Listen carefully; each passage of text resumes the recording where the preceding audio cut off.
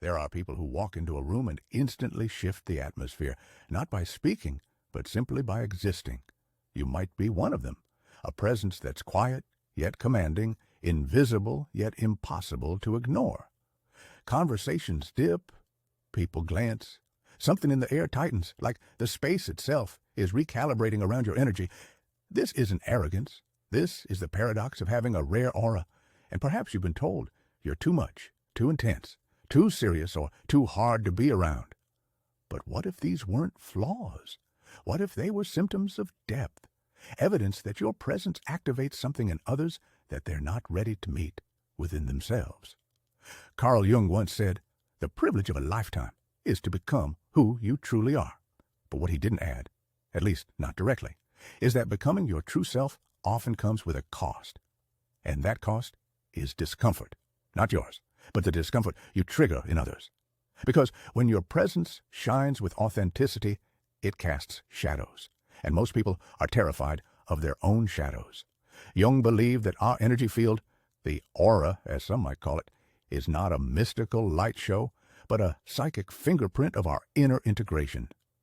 The aura is shaped not just by our personality or mood, but by the parts of ourselves we've either embraced or exiled. When you walk into a room fully aligned with your truth, even if silently, you activate unconscious tension in others. It's not that you intimidate them with your words, it's that you remind them of everything they've hidden. Your aura is shaped by the parts of you that you dared to confront, the grief you didn't bypass, the anger you didn't numb, the silence you didn't fill with noise. And that kind of integration isn't common. It creates a frequency, strong, coherent, sometimes even unsettling, because it doesn't play by the rules of social niceties. It plays by the rules of psychological truth. Have you ever noticed how people open up to you quickly? Or how others become strangely quiet around you, not because you said anything threatening, but because something in your gaze, your energy, your stillness, makes them feel seen in a way they're not used to. That's your aura working, not as decoration, but as mirror. In Jungian terms, the more shadow you've integrated, the more authentic your presence becomes. And paradoxically, the more authentic your presence, the more you disrupt those who are still clinging to their masks. You don't even have to try. Just your existence becomes a kind of silent revolution. And revolutions make people uncomfortable, especially internal ones. Your energy doesn't ask for permission. It reveals. And not everyone is ready for that. But here's the thing. It's not your job to dilute yourself to ease someone else's avoidance. You're not here to be manageable. You're here to be whole. This silent power you carry, the one that unsettles some and inspires others, is not a flaw. It is, in fact, evidence of your alignment with truth. And the more you honor it, the more you step into your rare self, not to dominate, not to impress, but to simply exist as you are. And in that existence, you become a living invitation for others to meet their own shadow, to choose courage over comfort and authenticity over approval. There's something powerful about the people who make others nervous just by being calm. You walk into a space, not to perform, not to dominate, but to simply exist in your truth. Yet somehow it makes people fidget. They joke more loudly, shift their posture, over-explain things. Why? Because deep down, they sense it. You're not playing the same emotional game they are. You're not seeking approval. And in a world where most people are constantly broadcasting their highlight reels, someone who chooses silence, stillness, and depth can feel threatening. But let's be honest, it hasn't always felt like power. For most of your life, this energy has probably felt like isolation, like being the observer in rooms full of noise, like walking through a world that doesn't seem built for someone who feels things this deeply. You've probably had to navigate the discomfort of being misunderstood, of being too quiet in a loud room, too sensitive in a numb culture, too focused in a distracted world. But Carl Jung reminds us that sensitivity is not weakness. It's attunement. It means your nervous system is tuned to frequencies others have long ignored. And yes, it makes you vulnerable. But it also makes you capable of truth others miss.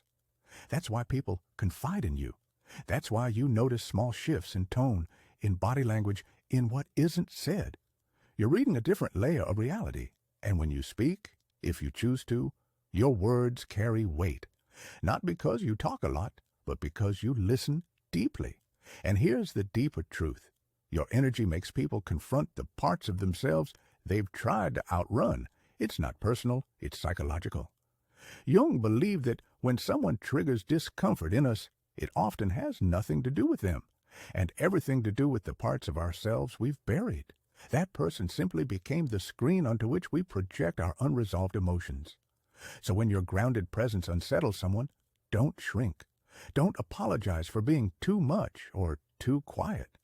It means you're no longer mirroring the mask they're used to, and masks crave reflection. When you don't reflect it, the mask gets nervous. You become a psychological disruptor without even trying. And this is where transformation begins for you and for them. Because the longer you stay true to your stillness, the more others have to choose. Do they continue performing, or do they finally sit with what's real? You see, your silence is not empty. It's full of questions people avoid. Your gaze doesn't accuse, it reveals. Your stillness isn't passive. It invites truth to surface. And in a culture obsessed with noise, with validation, with constant motion, someone who chooses depth becomes an anomaly, a mirror, a moment of unexpected pause, a reminder that there's another way to live, one that isn't built on performance, but on presence. And sure, some people won't get it. They'll misread you, project onto you, try to shrink you. That's okay. Because your job isn't to be understood by everyone. It's to remain true to the energy that brought you this far. You're not here to fit in. You're here to stand firm. And sometimes standing firm looks like staying silent in rooms that reward noise, like walking away from dynamics that demand masks, like trusting that your energy, your truth, is enough, even when the world tries to convince you otherwise. So the next time you feel that tension, when your calm disrupts the chaos, when your depth unsettles the shallow, remember, it's working. Not because you're trying, but because you're true.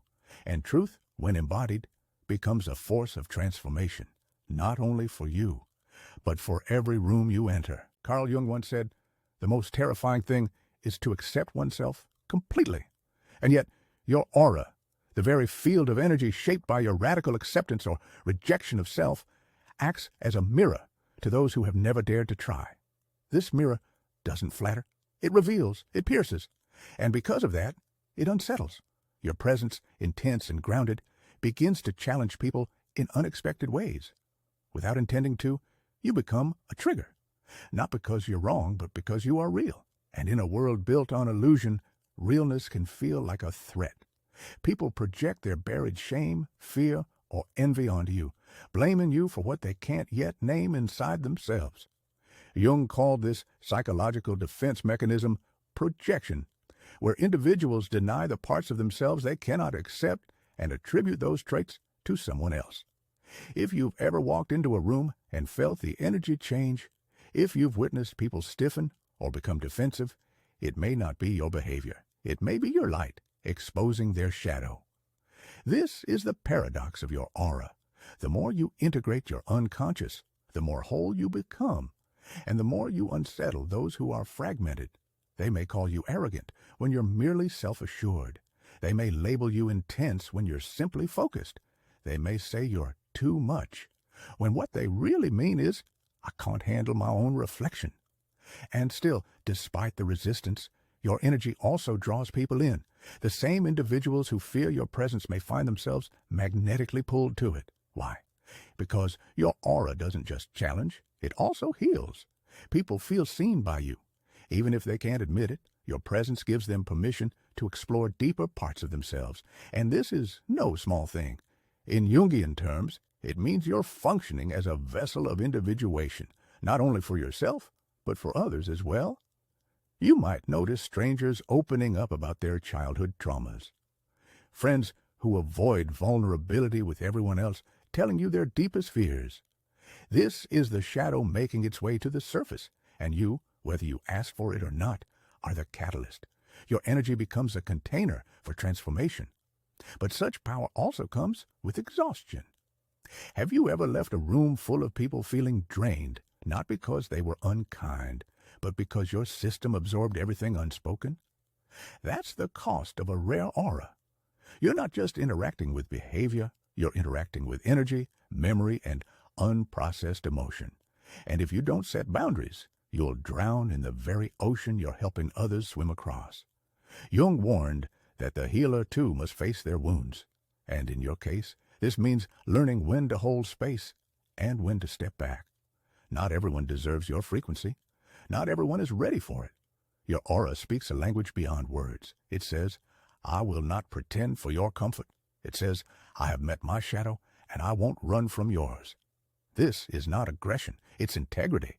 And that's exactly why it can be misread. People used to shallow validation may call you cold. But coldness is not your essence. It's your refusal to fake warmth.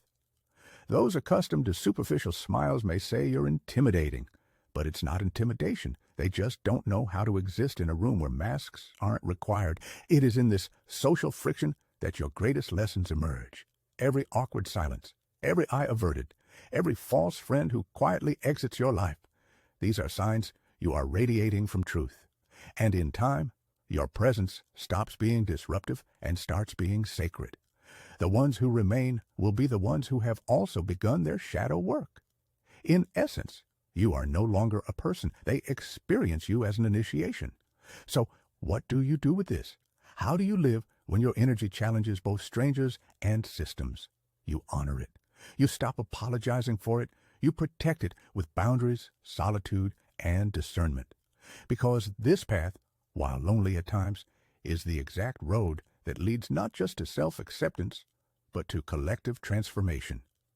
You weren't meant to fit in. You were meant to alchemize, to disturb the slumber of a world too afraid to feel. Your rare energy is not the problem. It is the prophecy. Imagine this. You're standing alone in a crowded room.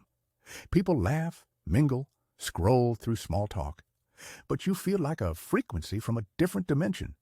Not because you're antisocial, not because you're unkind, but because you simply can't fake what they haven't yet found.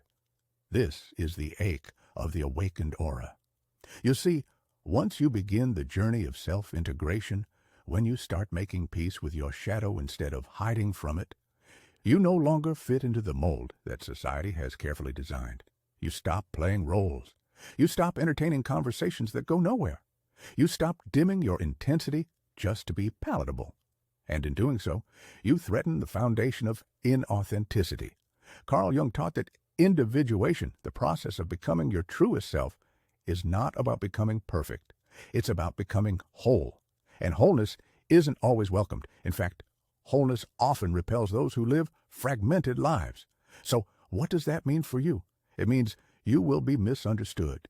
It means you will be called names. It means you might lose friends, family, or even opportunities because your truth is louder than their comfort.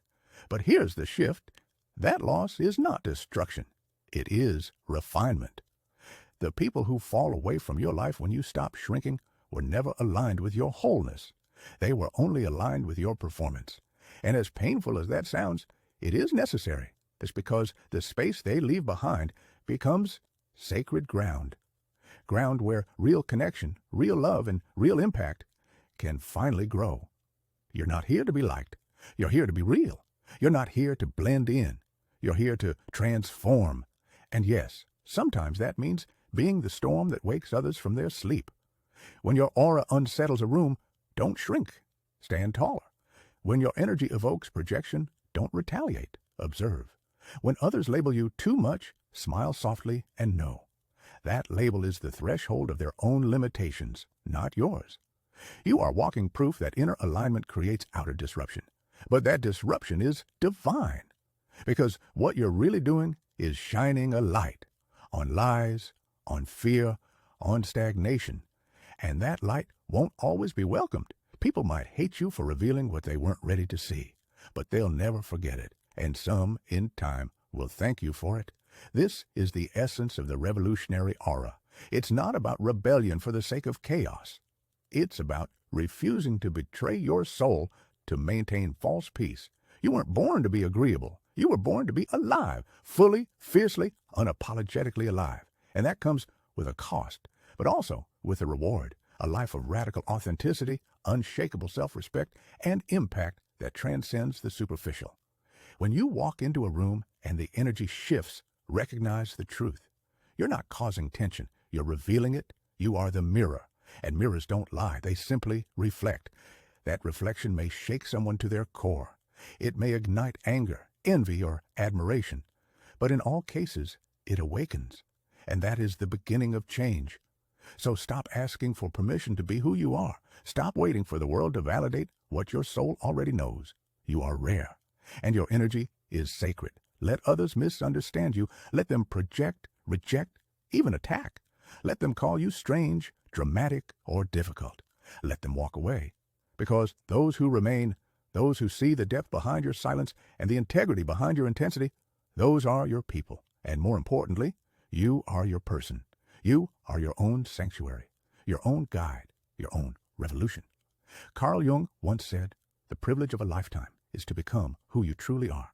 Let that become your mantra. Let your aura no longer be a mystery to you, but a map that leads to healing, to connection, and to truth. This is not just about psychology. This is about legacy. Because the more you live as your whole self, the more you unconsciously give others permission to do the same.